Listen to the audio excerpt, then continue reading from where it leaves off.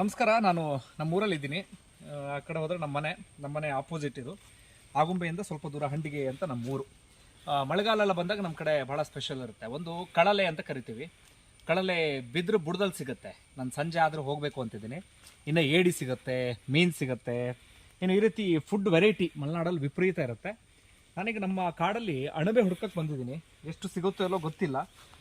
ಮಳೆ ವಿಪರೀತ ಇದೆ. ಮಳೆ ಬಂದು ಸ್ವಲ್ಪ ಬಿಸಿಲು ಬಿದ್ದಾಗ ಈ ರೀತಿ ಅಣಬೆ ಸಿಗುತ್ತೆ. ಅಣಬೆ ಅದರಲ್ಲಿ ಹೆಗ್ಗಲ್ ಅಣಬೆ ಈಗ ಬೇರೆ ಬೇರೆ ರೀತಿಯಲ್ಲಿ ಕರಿತೀವಿ.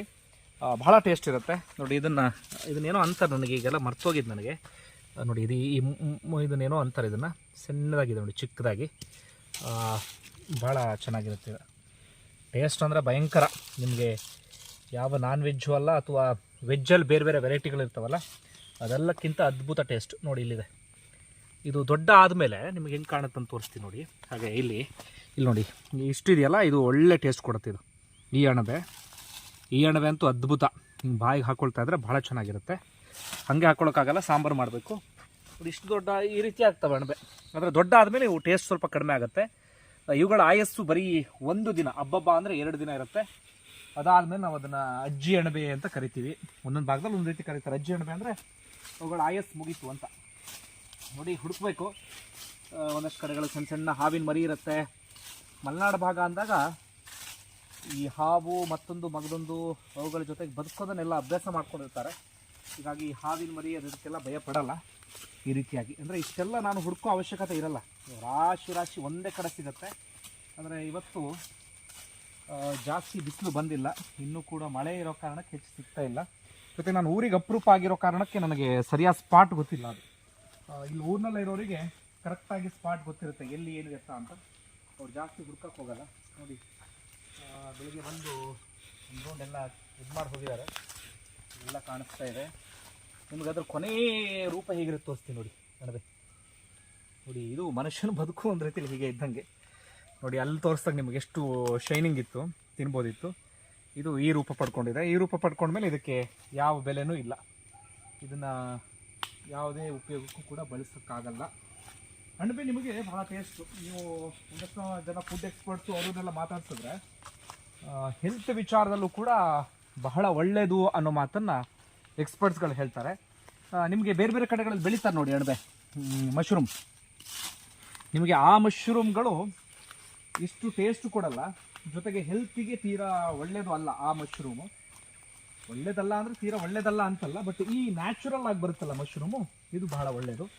ಆದರೆ ಇದನ್ನು ನಾವು ಹುಡುಕೋ ಸಂದರ್ಭದಲ್ಲಿ ಗೊತ್ತಿಲ್ಲದೆ ಇರೋರು ಯಾವುದಾದ್ರು ತೊಗೊಂಡು ಹೋದರೆ ಇದರಲ್ಲೂ ವಿಷಕಾರಿಯಾದಂಥ ಅಣಬೆ ಇರ್ತವೆ, ಅಥವಾ ಬೇರೆ ಬೇರೆ ಎಲ್ಲವೂ ಕೂಡ ಇರ್ತವೆ.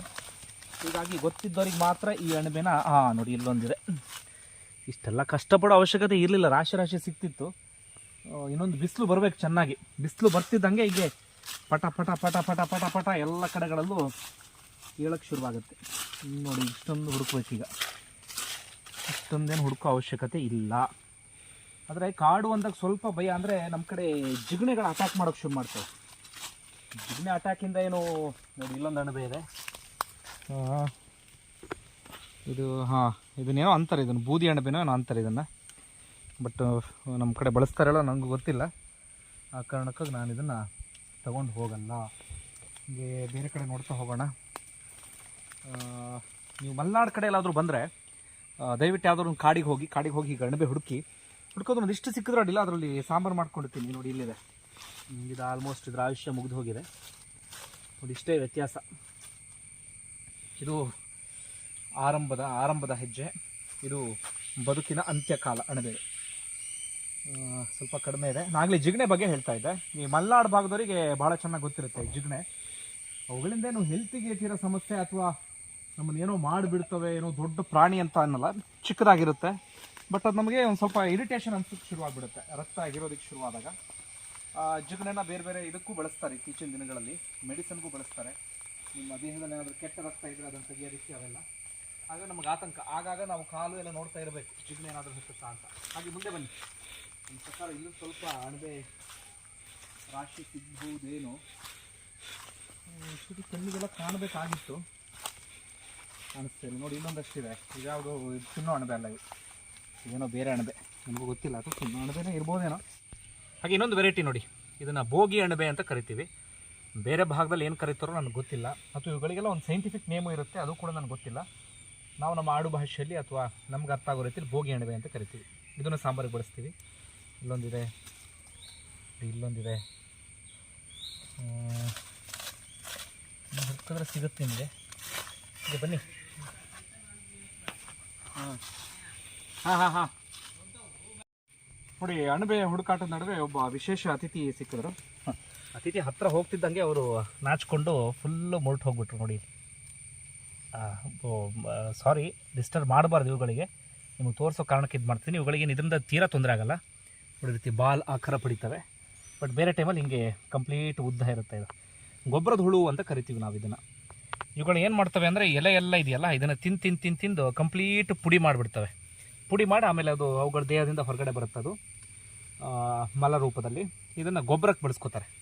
ಇವುಗಳನ್ನು ಎರೆಹುಳು ರೀತಿಯಲ್ಲಿ ಇವುಗಳನ್ನು ರೈತ ಸ್ನೇಹಿ ಅಂತ ಕರೀತಾರೆ. ಇದೀಗ ಸತ್ತೋಗಿಲ್ಲ, ಇದ್ರ ಹಾರ್ಟ್ ಬೀಟ್ ನನಗೆ ಕೇಳಿಸ್ತಿದೆ, ಡಗ ಡಗ ಡಗ ಡಗ ಡಗ ಡಗ ಅಂತೇಳಿ. ತೀರಾ ಆತಂಕ ಮಾಡೋದು ಬೇಡ, ಇದನ್ನ ಹಾಗೆ ಬಿಟ್ಟು ಹೋಗೋಣ. ಸ್ವಲ್ಪ ಹೊತ್ತಿಗೆ ಅದು ಹಾಗೆ ಇದಾಗುತ್ತೆ. ನಾನು ಸಾಧ್ಯ ಆದರೆ ನಾನು ನಿಮಗೆ ತೋರಿಸ್ತೀನಿ ಆಮೇಲೆ ಬಂದು ಇನ್ನೊಮ್ಮೆ. ಬನ್ನಿ ಮತ್ತೆ ಅಣಬೆ ಹುಡುಕಾಟ. ಅಣಬೆ ಚೀಲಲ್ಲಿದೆ ನೋಡೋಣ ಬನ್ನಿ.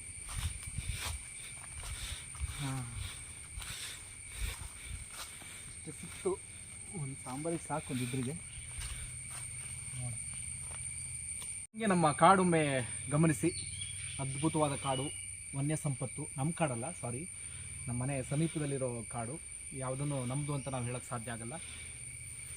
ಪಕ್ಷಿಗಳ ನಿನಾದ ನೋಡಿ ಎಷ್ಟು ಚೆನ್ನಾಗಿ ಕೇಳಿಸ್ತಾ ಇದೆ. ಒಂದು ರೀತಿಯಲ್ಲಿ ಸ್ವರ್ಗ. ಅಂದರೆ ಇಲ್ಲಿದ್ದಂಥವ್ರಿಗೆ ಇದು ನಾರ್ಮಲ್ ಆಗಿರುತ್ತೆ.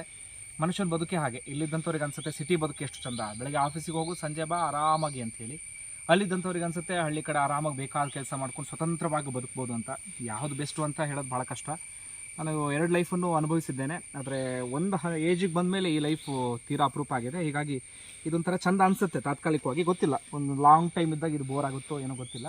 ನೋಡಿ ಒಮ್ಮೆ ಎಲ್ಲ ಹಂಗೆ ನಾನು ಮಾತಾಡಲ್ಲ, ಹಂಗೆ ಆ ಮೊಗಳು ನಿನಾದ ಕೇಳಿಸ್ಕೊಳ್ಳಿ, ಎಷ್ಟು ಚೆನ್ನಾಗಿದೆ.